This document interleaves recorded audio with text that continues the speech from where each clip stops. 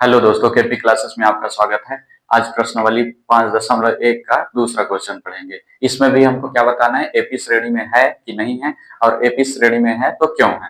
तो पहला क्वेश्चन का दूसरा क्वेश्चन बोला है, किसी बेलन में उपस्थित हवा की मात्रा जबकि वायु निकलने वाला पंप प्रत्येक बार बेलन की शेष हवा का 1/4 भाग बाहर निकाल देता है। तो ये क्वेश्चन में हमको बताना है कि ये एपी श्रेणी में है तो क्यों है, और एपी श्रेणी में नहीं है तो क्यों नहीं है। लिखेंगे हल। माना, क्वेश्चन पढ़ेंगे, किसी बेलन में उपस्थित हवा की मात्रा, माना बेलन में उपस्थित हवा की मात्रा, माना बेलन में उपस्थित हवा की मात्रा, हवा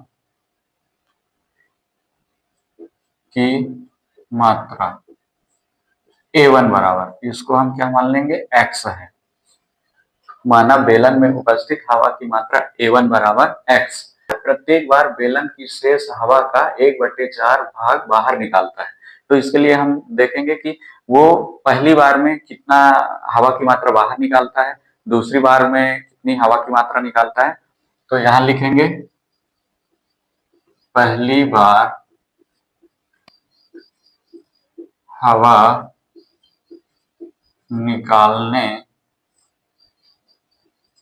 के बाद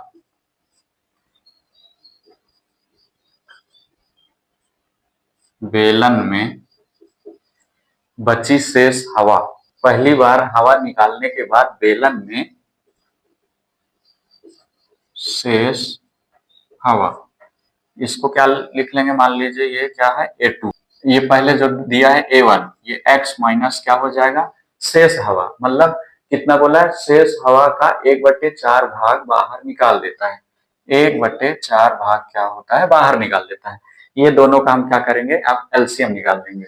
ये मान लीजिए 1, 4 और 1 का एलसीएम 4 हो गया, 4 1 चौके 4, 4 बचा, 4 का गुणा किससे होगा, x से, तो ये 4x हो गया, माइनस 4 1 कम 4, 1 आया, 1 का गुणा किससे होगा, ऊपर से, तो 1 1 कम 1x हो गया। ये अपने पास क्या हो गया, 4 में 1x घट जाएगा तो ये 3x बटे ये 4। ये बोला क्या है, पहली बार हवा निकालने के बाद बेलन में शेष हवा, ये A2 मान लिए। इसी प्रकार दूसरा क्या हो जाएगा, दूसरी बार हवा निकालने के बाद बेलन में शेष हवा, ये पूरा वैसा ही लिख लेंगे। और ये अपना क्या हो गया, A3। अब इसमें ये जब दूसरे वाले में निकाल रहे थे तो किससे किए थे, x माइनस जो आया था क्या, 1/4 भाग घटाए थे। अब इसका A3 जब निकालना है अपने को तो 3x बटे 4 को किससे घटाएंगे, इसके जस्ट ऊपर वाले को, x से, तो ये तो रहेगा ही अपना 1/4, क्योंकि हम 1/4 भाग वो हमेशा बाहर निकल जा रहा है, तो 3/4, 3 तो 3x/4 माइनस 1/4 तो रहेगा ही, और ये किससे बाहर निकल रहा है, इसी से बाहर निकल रहा है, तो 3x बटे क्या हो जाएगा 4।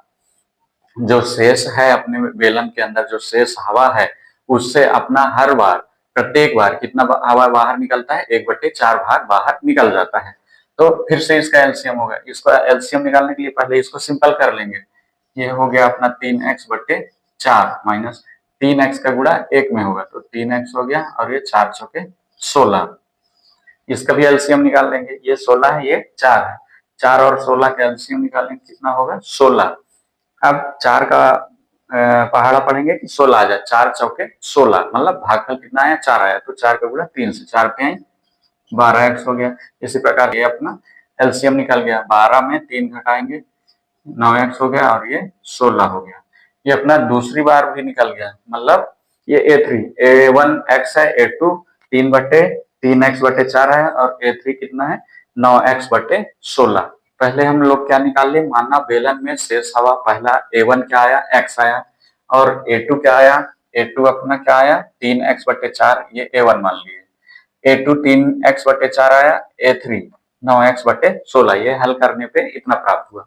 अब हमको बताना क्या है, ये एपी श्रेणी में है कि नहीं।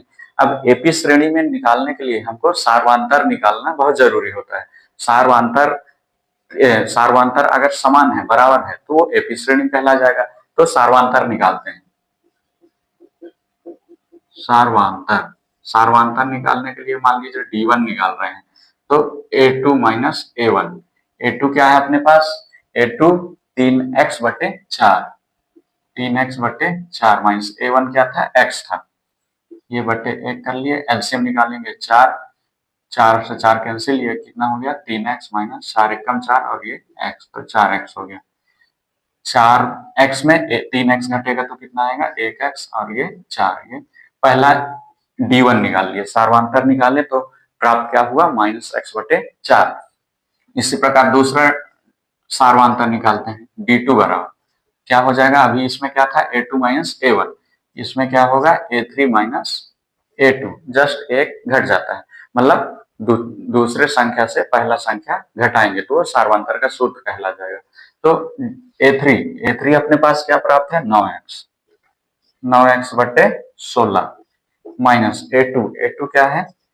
3x/4। इसका भी एलसीएम निकालेंगे, 16 और 4 का एलसीएम कितना होगा? 16, 16 से 16 कैंसिल, बचा 1, 1 का गुणा 9 में होगा तो ये 9x हो गया।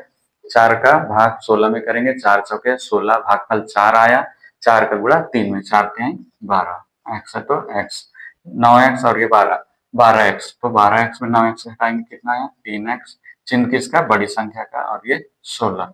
ये अपना D2 है और ये D1 है।